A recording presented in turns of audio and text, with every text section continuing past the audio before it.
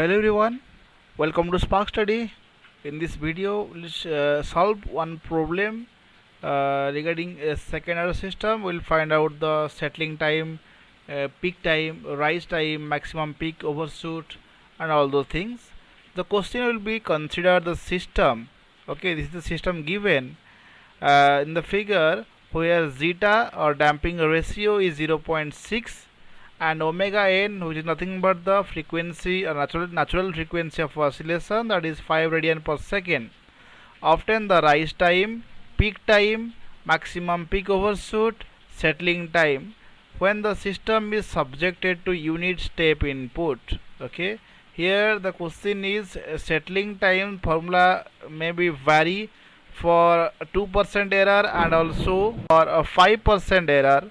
So if the error percentage is not given, then you find for both 3% and also for 5% error.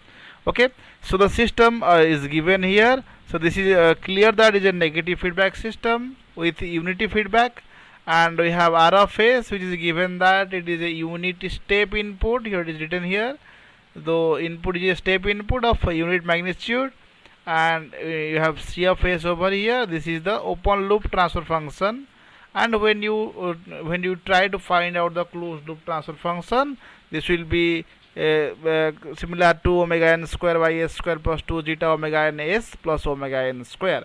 Let us try to solve the problem and find out the values. Okay, so the problem given was like this block diagram, and inside the block diagram the for part transfer function will be omega n square by s into s plus 2 zeta omega n, and it is a negative feedback clearly shown, and it was asking that whenever giving a unit step input, I mean that means the input is a step input that to unity, and the value of zeta and omega n is nothing but the natural frequency of oscillation, and the unit is radian per second.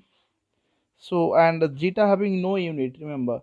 So these two things are given, and it was asking TD, TP, TR, TS and MP, which is nothing but TD stands for delay time, TP stands for peak time, TR stands for rise time, TS stands for settling time, and MP is maximum peak overshoot. So settling time depend upon whether you want for 2% settling or 5% settling or your value whatever you want. Okay, so from this block diagram it is very clear that whenever you reduce the block diagram to find the transfer function, it will be clearly that it will be a second order, and the equation will be somewhat like omega n square divided by s square plus 2 zeta omega n s plus omega n square. This is nothing but a second order equation, and you know that whenever the equation is second order and your zeta is in between 0 and 1, and you have a unit step input, then the response will be nothing but under damp response. Let's say your response starts from here. Okay, this is under damp response. You will get a response like this. Okay, so this will be your settling time, I mean settling percentage. So whatever you take some 2% or 5% error, whatever the error will be, this is your time axis, and this is the peak axis or magnitude axis, right? So along with this, you know that, so what is TD? TD stands for delay time. Delay time is nothing but the time taken for the system or for the response to reach 50% of its final value. So let's say this is final value, right? This is final value, and 50% of this, let's say this is 1. So 50% will be somewhere here 0.5, and this time is nothing but your delay time. Okay, this time is t tau d, that is delay time. Fine. So then what is TP? TP means peak time. So from these all the things, the maximum peak will be here, and this time corresponds to the peak time, right? So starting from 0 up to this time, so this is called tau p, that is means peak time. Similarly, rise time, what is rise time? So the final value, maximum time here up to here, so this is called rise time. So first perfect value, so it was going like this and reaching the final value here first time, then second time, then third time. That means the response is uh, moving across the final value more than once. So the time taken to reach the final value for the first time is called the your rise time, that is nothing but tau r. Okay, so 3 times td, tp, I mean tau d, tau p, tau r you have learned. Then one more thing is settling time, so it is starting from 0 up to the response when it is settled down with a error of some 2% or 5%. The total time is constitute the tau s, that is called settling time. Okay, and one more thing is the thing about the mp, that is maximum peak overshoot. So here the magnitude of the maximum peak, that is called peak magnitude, it will be somewhere in between these two. We can write mp over here. Okay, so I hope this is clear to everyone. So, they know that once the system is second order with a zeta or damping ratio is in between 0 and 1 with a unit step input, the response must be in this form. Once the response is in this form, then we need to find out all these things, that is delay time, peak time, rise time, settling time, and maximum peak overshoot. So once you know all those things, then we can design the system clearly. Okay, so let us try to solve or find out all those value. So the formula we need to recall, that is for, let's say, starting from delay time tau d. Tau d is equal to 1 plus 0.7 zeta divided by omega n. Okay. Similarly, for tau r, that is nothing but the rise time. It is nothing but pi minus theta divided by omega d. Okay, the difference you can see, it is omega n over here and here it is omega d, right? So omega is n is the natural frequency of oscillation, whereas omega d is the damping frequency.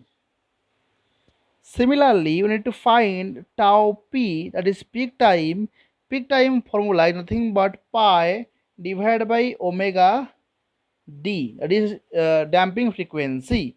And also we need to find out the settling time tau s, which depend upon the error percentage. So if you go for your 2% error, then it will be 4 by zeta omega n, 4 by zeta omega n for 2% error, and it will be 3 by zeta omega n for 5% error. Okay, one more thing remain, that is mp, that is nothing but maximum peak overshoot, which is nothing but e to the power, this is important formula, e to the power zeta, minus zeta omega n pi divided by omega d. Okay, let's write the e over here. So this total will be in power. Okay, so these are the formula we need.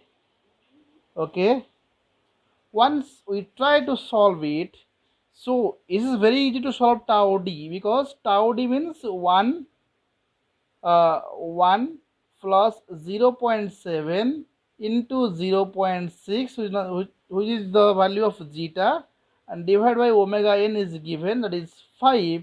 So once we try to solve, we'll get with 1 plus 0.7 into 0.6 divided by 5 will come with 0.284 second. Okay, so it's be 1 plus 0.7 into 0.6 divided by 5, which is nothing but 0.284 second, which is nothing but tau d or delay time. Okay, similarly, to find out tau r or rise time, we need the theta value and also omega d value. We remember the value of theta is nothing but cos universe zeta. Similarly, the value of omega d is nothing but omega n under root 1 minus zeta square. Clear? So once we try to solve all those things, we'll find out our theta is nothing but cos inverse 0.6, which is nothing but 0.93 radian. 0.93 radian. Remember, so this is pi is in radian, so theta should be in radian, not in degree. And similarly, your omega d is nothing but 5 under root 1 minus 0. You can write here 5 under root 1 minus 0.6 the whole square, which will comes to be 4 radian per second. 4 radian per second. Clear? So once we found out theta and omega d, it is very easy to find out tau r, which is nothing but 3.14, because pi value in radian is 3.141 minus 0.93, which is nothing but the theta, divided by omega d will be 4. And if you solve this thing, you will find out the rise time is 0.55 second. Clear? So this is the rise time. Next, we need to find out the peak time. Okay, that is tau p, and the formula will be pi by omega d. Very simple. 3.141 divided by omega d is nothing but 4, and the value will be 0.785. 0.785 radian. Sorry, the time is in second. Okay, so these are all the things. Let's say we'll find out the maximum peak overshoot, and we know the value of zeta, omega n. Okay, and pi value we know 3.141. We also find out omega d. So if you take like this, e to the power minus 0.6 into this omega n is 5 into pi 3.141 divided by omega d is 4, and after solving this you find out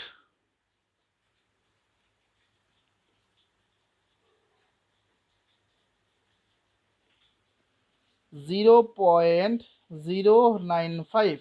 You check this out. Okay, so this is value 0.095, and if you try to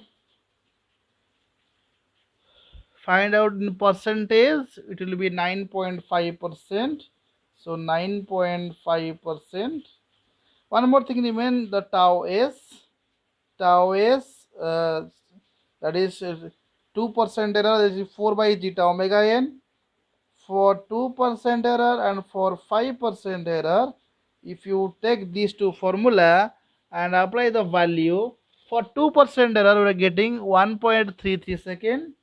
1.33 second, and for 5% error, what do you get? We will get 1 second. 1 second. So that means if I want to make my system to oscillate in a stable state with an error of 5%, okay, to reach that stable state the system need only 1 second. Okay, but if I want to make the system, it will be oscillate with a 2% error, then my system will take little bit more time than that of the 5% error, which is nothing but 1.33 second. So this is very clear understanding that whenever you need more precise system, the system precision is more, then obviously time take will be more. Okay, so this is a way of solving the problem. Remember one thing, every student made the mistake here.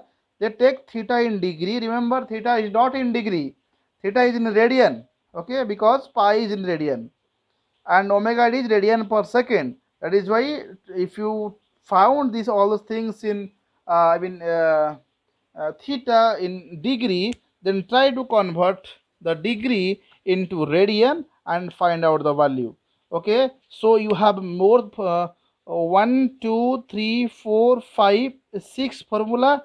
With that, two more formula will be these two, which is nothing but the theta formula and omega d. So this is, I can make it 3-star question, so that you will get at least 5 to 10 mark, 5 to 10 mark in your semester examination, and at least 2 question, 2 mark or 3 mark in your gate exam. Okay, so this is very important concept. Try to learn it, and let us do one thing. Let us try to stimulate this problem and find out whether this thing actually happening or not. Okay, so let's go to the system and simulate it. So here we need to simulate the same problem, and so I have opened the MATLAB 2009B, and let us go to Simulink by clicking here. So it will be take some little bit time to simulate.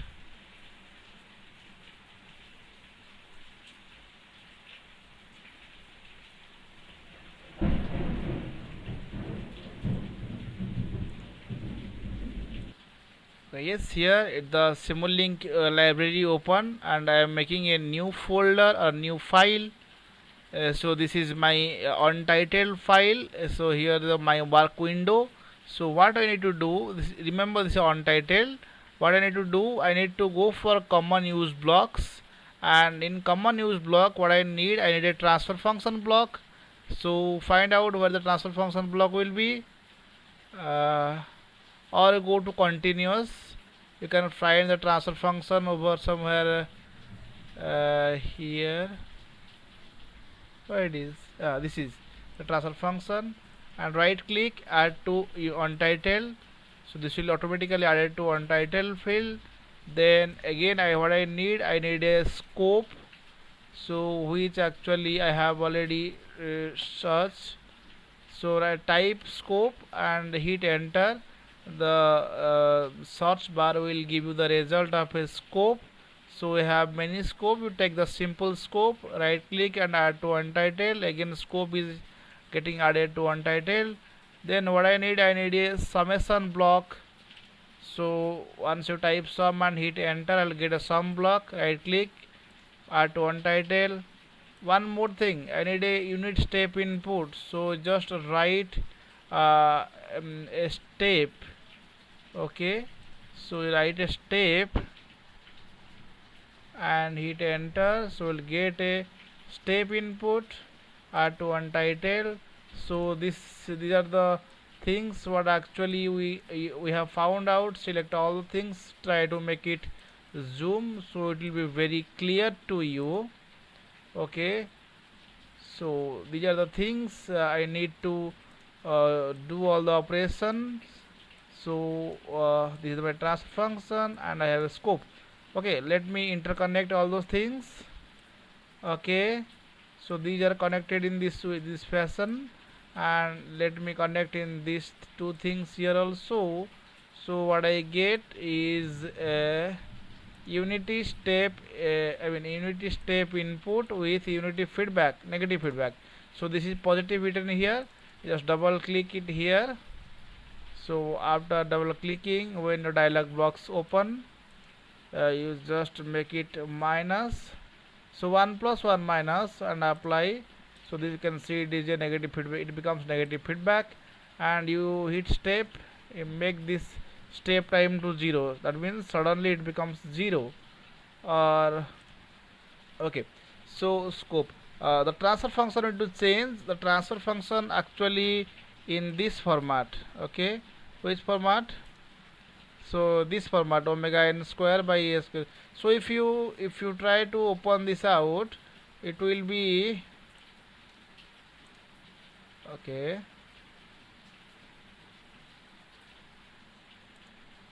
The transfer function is in this format. So when you solve this, it will be omega n square by s square plus 2 zeta omega n s, and when you put the value of omega n, that is 5, this numerator becomes 25 and denominator becomes s square plus 6, that is due to 2 into 5 into 0.6, which is nothing but s square plus 6s. So let me open this, and in numerator I will change the 1 into 25, and in denominator, see, it is a second order system, that means we need three value. So once you try to simulate, then you can understand it really. So first will be 1, because the coefficient of s square is 1, then space, then what I need to do, 6s, then I write just 6, and I have to write 0 also, because it will be 3 step, I mean s square plus s plus 0, I mean it will be like a s square plus x square plus bx plus c format. Okay, so a will be 1, b will be 6, and c will be ultimately 0. So once you apply this is the transfer function, very clear. So all the things are ready. So just now I want to make this value to 3 seconds for simulation, and when I type run, so after typing run, what I see is my scope will give the result. So once I double click over the scope, and I'll see a result somewhat look like this, and if I do like auto scale, I can see the response starts from 0 and move up to some value. Okay, and here it will again come back to the original position. Okay, so I can see I have only one peak I can see over here. Okay, this is single peak, and what we actually found in the problem, that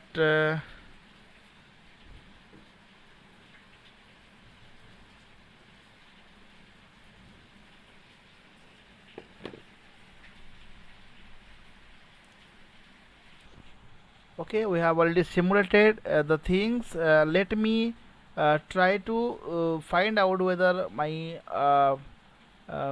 problem result will match with my simulation or not. So what we have found out, first we found out the delay time. Delay time is the time taken to reach the 50% of its maximum value. So here maximum value is 1. Okay, and 50% of it is 0.5, somewhere over here. Okay, when you try to make a line over here, reach here, and will go down like somewhere here, so it will be somewhere around 0.5, 0.2, 0.3, somewhere around 0.289 or 2, in between 0.28 to 0.3. So delay time around 0.2 to 0.3. The scale is not very clear, so let me actually try to make it a very clear scale, so that yes. Okay, so if you go for 0.5 somewhere here, we can see it will be somewhere here again, and it's nothing but 0.28. Fine, and we have also seen that the delay time TD is 0.28 seconds. So my delay time is proved in simulation also. Then rise time is 0.55 second. Okay, rise time is the time taken to reach it fast yeah. Okay, so fast maximum value, I mean fast reached value. So rise time is the time taken by the system to reach its steady state value for the first time. Okay, so it was going like this, and the steady state value will be 1. Here it in first time it reaches here, again deviate, then come back again here.